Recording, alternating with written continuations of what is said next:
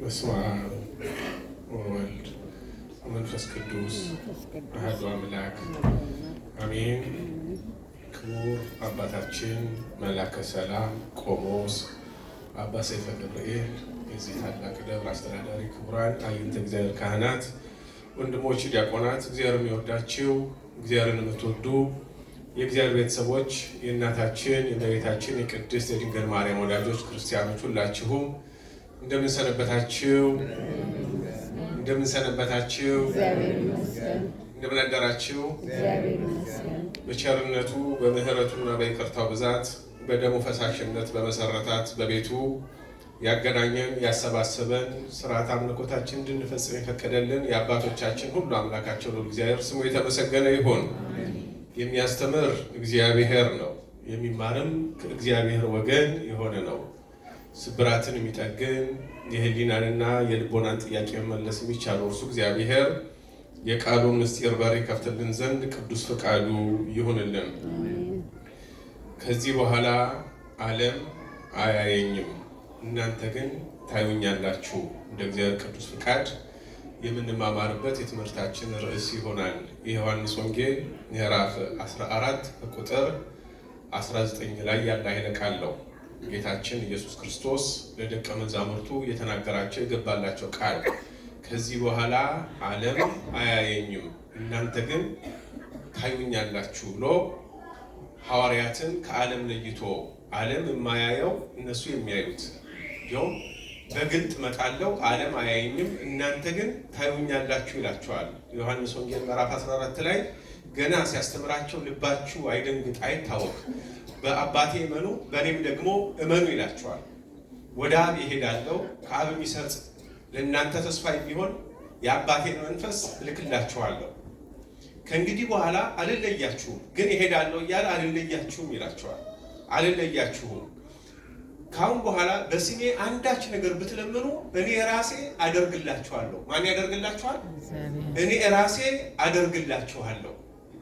በስሜ የምትጠይቁትን በሙሉ እፈጽምላችኋለሁ። አልለያችሁም። በምትሄዱበት በምትገቡበት በሙሉ እኔ አለሁ። እኔ ከአብ ጋር አንድ እንደሆንኩኝ በአብ እንዳለው አብን በእኔ እንዳለ እናንተ በእኔ ትኖራላችሁ፣ እኔም በእናንተ እኖራለሁ። ሐዋርያትን በጣም እንደው እንዴት ያለ ጸጋና ክብር እየሰጣቸው ለይቷቸዋል።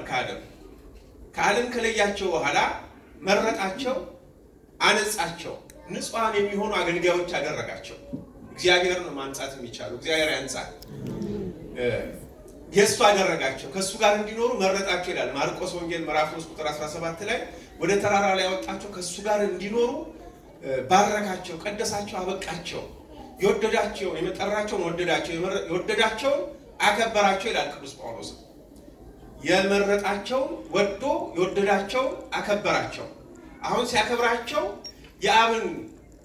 ከአብ የሚሰርጽን የሚወጣን መንፈስን እልክላቸዋለሁ። መንፈስ ቅዱስ ዘሰረጸ እምአብ በአቲቱ ነው፣ ከአባት ብቻ የሚሰርጽ ነው። በአብ በወልድ በመንፈስ ቅዱስ ነው አይደለም የምናምነው። አንድ እግዚአብሔር ስንት አካላት? 3 አካላት። አብ አካላዊ ነው፣ ወልድ አካላዊ ነው፣ መንፈስ ቅዱስ አካላዊ ነው። አካል ስንል ከራስ ፀጉር እስከ እግር ጥፍር ድረስ ነው። አብ እኔ ነኝ ባይ አካላዊ ነው፣ ወልድ አካላዊ ነው፣ መንፈስ ቅዱስ አካላዊ ነው። 3 አካላት፣ 3 ስም፣ አብ ወልድ መንፈስ ቅዱስ፣ 3 ግብራት። የአብ ግብሩ መውለድ፣ የወልድ ግብሩ መወለድ፣ የመንፈስ ቅዱስ ግብሩ መገለጫው መስረጽ ነው። አብ ወላዲ ነው፣ ወልድን ወልዷል፣ አስራጺ ነው፣ መንፈስ ቅዱስን አስርጿል። የአብ ወልድን መውለድ የመንፈስ ቅዱስን ማስረጽ ቢደነቅ ነው እንጂ አይነገርም። አንድ ጊዜ የሆነ ዘመን ያልቀደመው በአባትነቱ ከልጁ የማይበልጥ አባት፣ በልጅነቱ ከአባቱ የማያንስ ልጅ፣ በመስረጹ ከአብ የማያንስ መንፈስ፣ ከወልድ እኩል ትክክል የሆነ ሕይወት መንፈስ ቅዱስ። መንፈስ ቅዱስ ለአብ ሕይወት ነው፣ እስትንፋስ ነው። ያለ መንፈስ ቅዱስ ሕይወት የለውም። አብ እስትንፋሱ ሕይወቱ መንፈስ ቅዱስ ነው። መንፈስ ቅዱስ ለወልድ እስትንፋስ ሕይወት ነው። መንፈስ ቅዱስ ለራሱ እስትንፋስ ሕይወት ነው። አብ ለራሱ ልብ ነው፣ ለወልድ ልብ ነው፣ ለመንፈስ ቅዱስ ልብ ነው። አንድ ልብ ነው፣ 3 ልብ የለም። ቃል ወልድ ለአብ ቃል ነው፣ መገለጫ ነው። ለራሱ ቃል ነው፣ በራሱ ይገለጣል። ለመንፈስ ቅዱስ ቃል ነው። መንፈስ ቅዱስ የሚናገር በወልድ ቃልነት ነው። ለዚህ ሥላሴ በአብ ልብነት ያስባሉ፣ በወልድ ቃልነት ይናገራሉ፣ በመንፈስ ቅዱስ እስትንፋስነት ሕያዋን ሆነው ይኖራሉ። ያለ አብ ቃል እስትንፋስ የለም። ያለ ቃል የሚገለጥ ልብ የለም። ያለ ቃል እስትንፋስም የለም። ስለዚህ በአንዲት ቅድምና፣ በአንድ አኗኗር፣ በአንድ ስልጣን ሶስት ስም አብ፣ ወልድ፣ መንፈስ ቅዱስ። መንፈስ ቅዱስ የሚሰርጽ ከአብ ብቻ ነው። የሰረጸ ከአብ ብቻ ነው። ከማን ብቻ? አሁን ካቶሊኮች ፊሎኪ ብለው ወልድን ከአብ ጋር ያስተካከሉ መስሏቸው መንፈስ ቅዱስን ከአብም ከወልድም ይሰርጻል፣ ክርስቶስ ሄጄ ልክላቸዋለሁ በማለቱ ከእሱ ይሰርጻል ብለው ይናገራሉ። ይሄ ደግሞ ክህደት ነው። ከአብ ከሰረጸ አንድ አካል ነው፣ ከወልድ ከሰረጸ ሌላ አካል ነው። ስለዚህ ከአብ የሚሰርጽ አንድ አካል፣ ከወልድ የሚሰርጽ ሌላ አካል ከሆነ ሥላሴ የምንለው ትምህርት ይኖራል። አራት አካላት ወደ ማለት ሊሄዱ ነው። ይሄ ደግሞ አይጨመርበትም፣ አይቀነስበትም። በአንድነቱ ሁለትነት፣ በሶስትነቱ አራትነት ርባይ የለበትም። አንድ ሲሆን ሶስት፣ ሶስት ሲሆን አንድ ነው እግዚአብሔር። ወደ አብ ይሄዳለው ከአብ ተለይቶ አይደለም። በተለየ አካሉ በቃልነት ከዊኑ ከእናታችን ከድንግል ማርያም ከስጋዋ ስጋ ከነፍሷ ነፍስ ነስቶ በአጭር ቁመት በጠባብ ደረት ተወስኖ በክብርቶች በረት ተወልዷል። በጥፊ ተመቷል። ከኔ አብ ይበልጣል። አብ በከብቶች በረት አልተወለደም። አብ በጥፊ አልተጸፋም። ስለዚህ ባለመመታት አብ ይበልጠኛል አለ። በስልጣን አይደለም። እኔና አብ አንድ ነን። ዮሐንስ ወንጌል ምዕራፍ 10 ቁጥር 30 ላይ እኔና አብ አንድ ነን። ወደ አብ ይሄዳለሁ ማለት ሂድ ውረድ ተወለድ ብሎ የላከኝ አባት ነው። በአባቴ ፍቃድ፣ በራሴም ፍቃድ፣ በመንፈስ ቅዱስ ፍቃድ ሰው ሆኛለሁ። ግብር ዘወሀብከኒ ፈጸምኩ።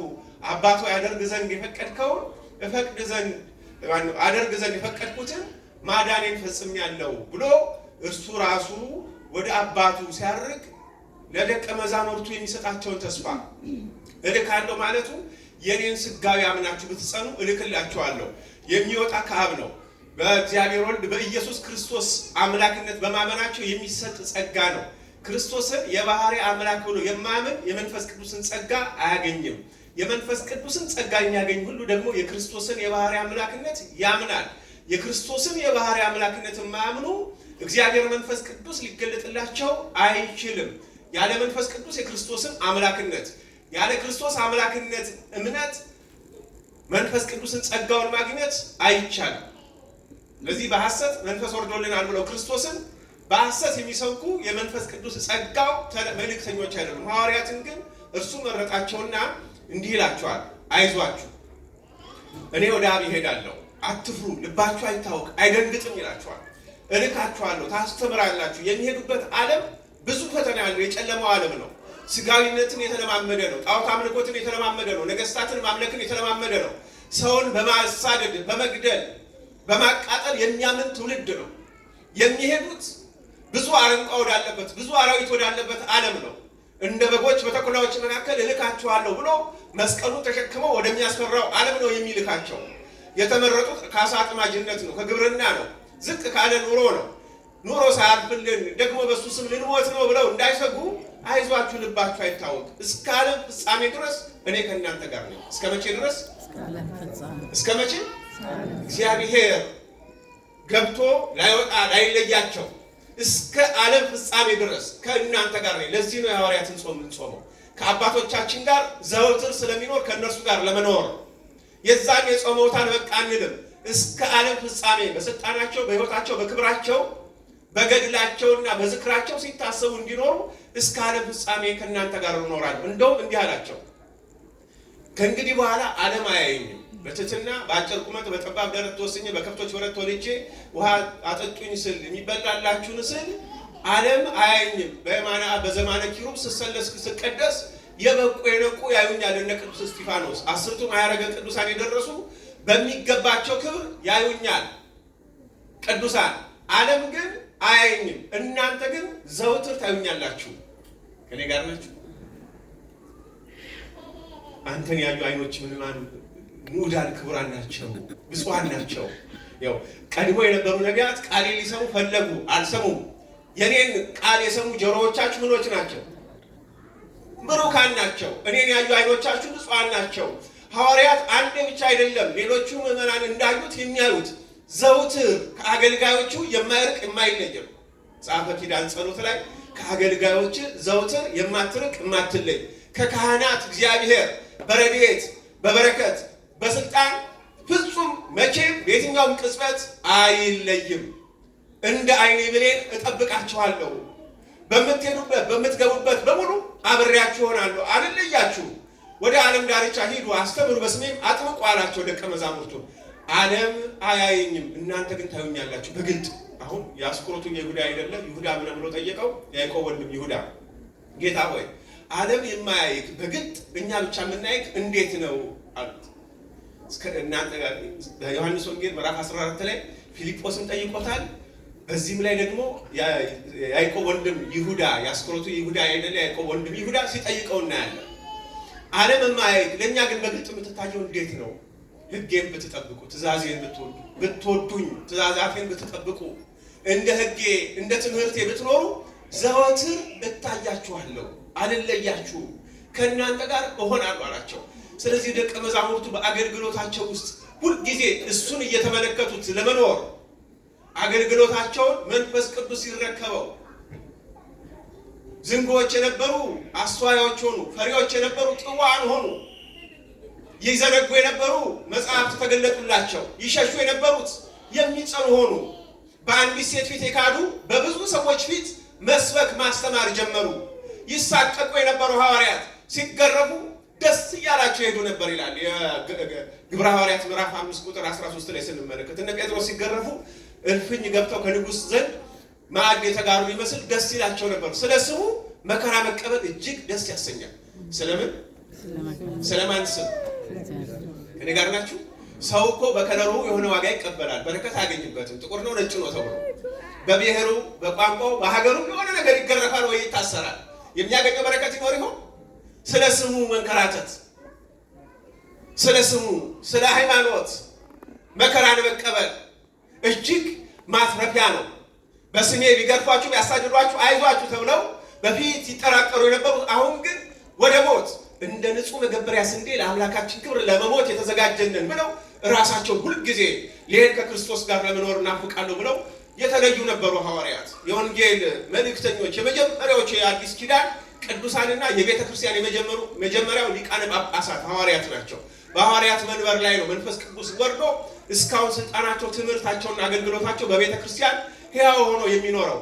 ዓለም አያየኝም፣ የእናንተ ቤተ ክርስቲያን፣ የእናንተ እምነት፣ የእናንተ ስርዓት ግን ያየኛለሁ።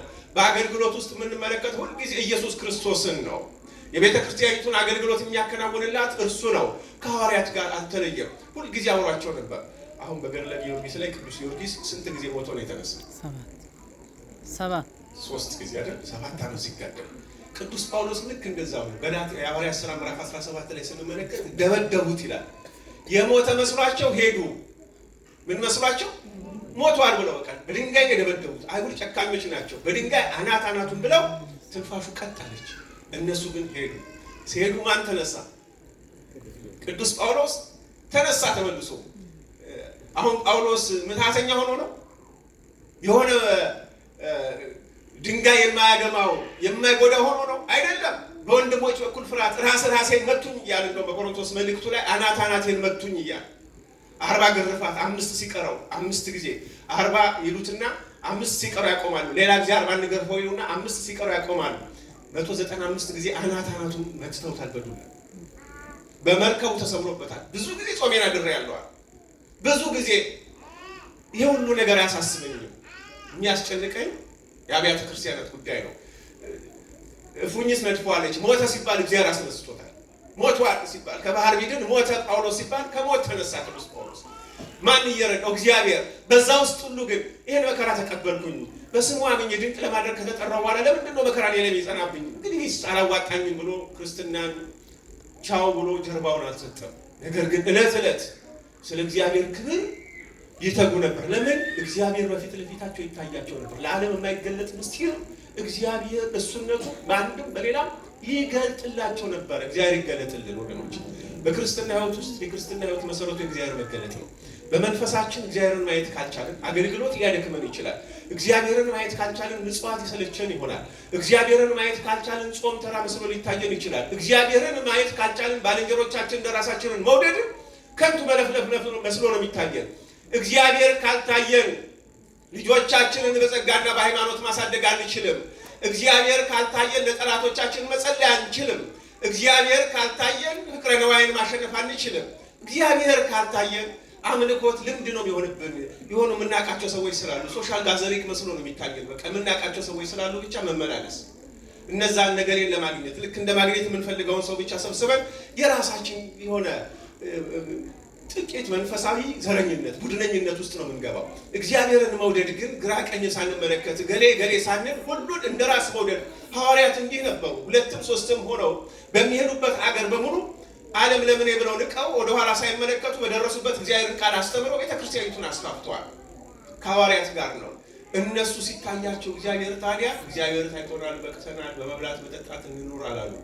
እግዚአብሔርን እንዳያጡ ይጾሙ ይጸልዩ ነበር። እግዚአብሔርን ማግኘት ትልቁ ጸጋ ጾምና ጸሎት ነው። ከኔ ጋር ናችሁ? እየጾመ ዳንኤል አንበሳውን ያናግረው ነበረ።